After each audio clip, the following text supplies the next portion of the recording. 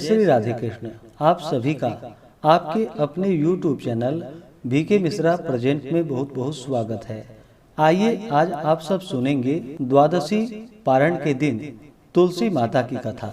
जो भी भक्त सच्ची श्रद्धा के साथ भगवान विष्णु का पूजन करते हैं, भगवान शालिग्राम का पूजन करते हैं, माता तुलसी का पूजन करते हैं, एकादशी का व्रत करते हैं, इससे भगवान श्री हरि विष्णु अति प्रसन्न होते हैं और अपना कृपा प्रदान करते हैं। एकादशी का व्रत जो कि सभी प्रकार के पापों को नष्ट करने वाली है और व्यक्ति के जब पाप और ताप नष्ट होते हैं तो उनके पुण्यों का उदय हो पाता है और सभी प्रकार के फिर सांसारिक सुखों की प्राप्ति होती है। हिंदू धर्म में तुलसी का बड़ा ही विशेष महत्व माना गया है। माता तुलसी जो कि अपने भक्तों के सभी प्रकार के पापों को नष्ट करने वाली है और भगवान विष्णु को जो कि तुलसी दल अति प्रिय होता है। बिना तुलसी दल के भगवान विष्णु उस पूजन को स्वीकार नहीं करते हैं और जहाँ पर भी तुलसी का वृक्ष होता है वहाँ पर यम के दूत भी असमय नहीं आते जाते। इसलिए चाहिए कि माता तुलसी का पूजन करे और तुलसी वृक्ष के नीचे जो कि दीपक जलाने चाहिए। इससे माता तुलसी अपना कृपा प्रदान करती है। माता तुलसी का विवाह जो कि भगवान शालिग्राम के साथ विधि विधान के साथ कार्तिक के महीने में किया जाता है और प्रत्येक दिन भगवान विष्णु का पूजन करना चाहिए। भगवान विष्णु के पूजन के साथ साथ माता तुलसी का पूजन करते हुए कथा भी श्रवण करना चाहिए। इससे भगवान विष्णु और माता तुलसी का कृपा प्राप्त होता है। तो आइए सुनते हैं द्वादशी पारण के दिन तुलसी माता की कथा। अगर आप एकादशी व्रत द्वादशी पारणा तिथि के दिन ब्राह्मण दक्षिणा, अन्नदान, वस्त्रदान, गौदान आदि के लिए देना चाहते हो तो आप अपनी श्रद्धा और सामर्थ्य के अनुसार हमें डिस्क्रिप्शन में जाकर के वहां से गूगल पे, फोन पे या अकाउंट नंबर के माध्यम से आप अपनी श्रद्धा और सामर्थ्य के अनुसार हमें ब्राह्मण दक्षिणा प्रदान कर सकते हैं। तो बोलिए प्रेम से माता तुलसी की जय, भगवान श्री हरि विष्णु की जय, माता लक्ष्मी की जय, भगवान शालिग्राम की जय, एकादशी माता की जय, सर्वदेवी देवता की जय। तुलसी से जुड़ी हुई एक कथा जो कि बड़ी ही प्रचलित है। श्रीमद् देवी भागवत पुराण में इनके दिव्य अवतरण की दिव्य लीला कथा भी बताई गई है। एक बार भगवान शिव ने अपने तेज को समुद्र में फेंक दिया। उससे एक महातेजस्वी बालक ने जन्म लिया। यह बालक जो कि आगे चलकर जालंधर के नाम से पराक्रमी दैत्य राजा बना। इसकी राजधानी का नाम जो कि जालंधर नगरी पड़ा। दैत्यराज काल नेमी के कन्या वृंदा का विवाह जालंधर से हुआ। जालंधर जो कि महाराक्षस था, अपनी सत्ता के मद में चूर होकर उसने माता लक्ष्मी को पाने की कामना से युद्ध किया, परंतु समुद्र से ही उत्पन्न होने के कारण माता लक्ष्मी ने उसे अपने भाई के रूप में स्वीकार किया। वहां से फिर पराजित होकर वह माता पार्वती को पाने की लालसा से कैलाश पर्वत पर पहुंच गया। भगवान देवादिदेव शिव का ही रूप धारण कर माता पार्वती के समीप गया, परंतु माता ने अपने योग बल से उसे तुरंत ही पहचान लिया तथा वहां से अंतर ध्यान हो गई। देवी पार्वती ने क्रुद्ध होकर सारा वृतांत भगवान विष्णु को सुनाया। जालंधर की पत्नी वृंदा अत्यंत ही पतिव्रता स्त्री थी। उसी के पतिव्रत धर्म की शक्ति से जालंधर ना तो मारा जाता था और ना ही पराजित होता था। इसलिए जालंधर का नाश करने के लिए वृंदा के पतिव्रत धर्म को भंग करना बहुत ही जरूरी था। इसी कारण भगवान विष्णु ऋषि का वेश धारण कर वन में पहुँचे। वहाँ वृंदा अकेली ही भ्रमण कर रही थी, वहाँ पर घूम रही थी। भगवान के साथ दो मायावी राक्षस भी थे, जिन्हें देखकर वृंदा भयभीत हो गई। ऋषि ने वृंदा के सामने पल में दोनों को भस्म कर दिया। उनकी शक्ति को देखकर वृंदा ने कैलाश पर्वत पर महादेव के साथ युद्ध कर रहे अपने पति जालंधर के बारे में पूछा। ऋषि ने अपने माया जाल से दो वानर को प्रकट किए।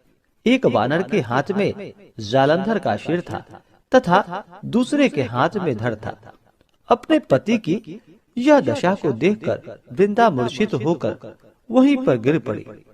होश में आने पर उन्होंने ऋषि रूपी भगवान से विनती की कि वह उसके पति को जीवित करे। भगवान ने अपनी माया से पुनः जालंधर का सिर धड़ से जोड़ दिया, परंतु स्वयं भी वह उसी शरीर में प्रवेश कर गए। वृंदा को इस छल का जरा भी पता न चल पाया।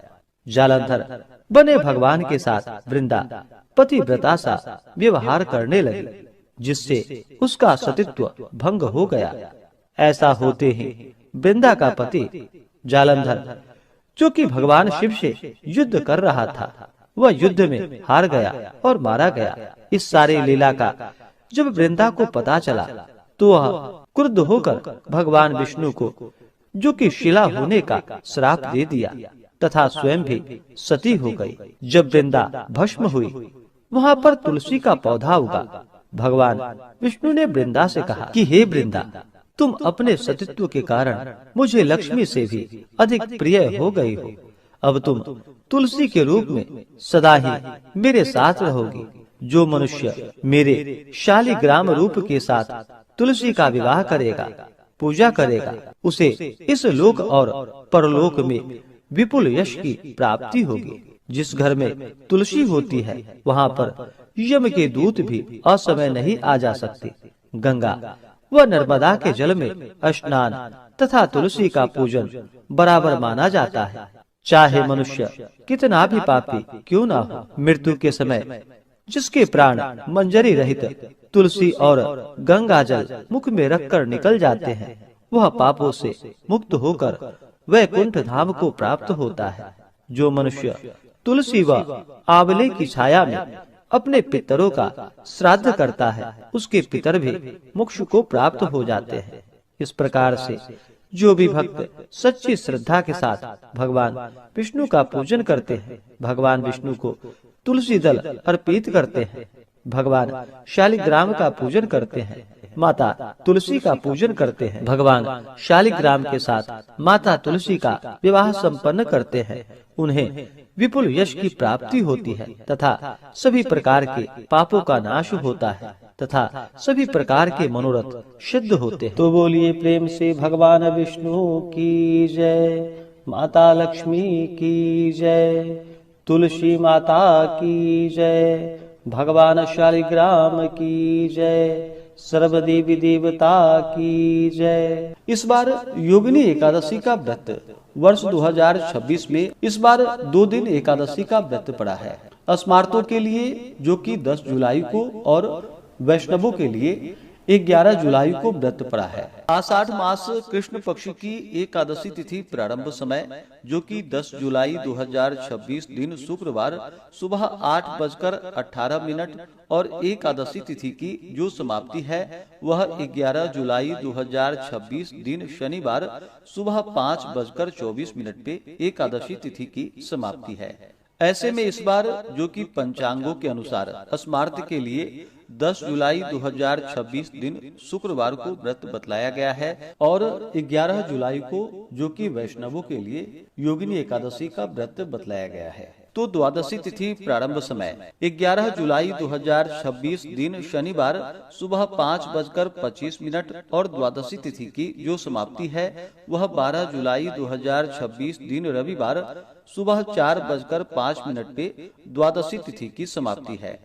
हरिवासर की समाप्ति जो कि 11 जुलाई को सुबह 11:05 पे हरिवासर की समाप्ति है। 11 जुलाई को व्रत धारण करने वाले हैं वो 12 जुलाई को व्रत का पारण जो कि सुबह में सूर्योदय के बाद, आपके यहाँ जब भी सूर्योदय हो वैसे वाराणसी पंचांग के अनुसार सूर्योदय का समय सुबह 5:14 है, तो सुबह 5:15 से सुबह 8:30 तक 12 जुलाई को व्रत का पारण करेंगे जो भी 11 जुलाई को व्रत धारण कर रहे हैं। योगिनी एकादशी व्रत का पारण जो कि यव चूर्णेन पारणम, जौ के चूर्ण से व्रत का पारण है।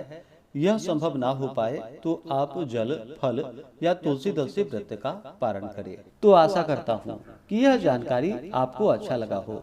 इसी प्रकार से ज्ञानवर्धक जानकारियाँ प्राप्त करते रहने के लिए, व्रत पूजा के बारे में जानने के लिए कथा को सुनने के लिए चैनल पे अगर आप पहली बार आए हैं तो चैनल को लाल बटन दबा करके सब्सक्राइब करें, साथ ही बेल आइकन घंटी को दबाएं ताकि आने वाली वीडियो का नोटिफिकेशन आपको समय से मिलता रहे।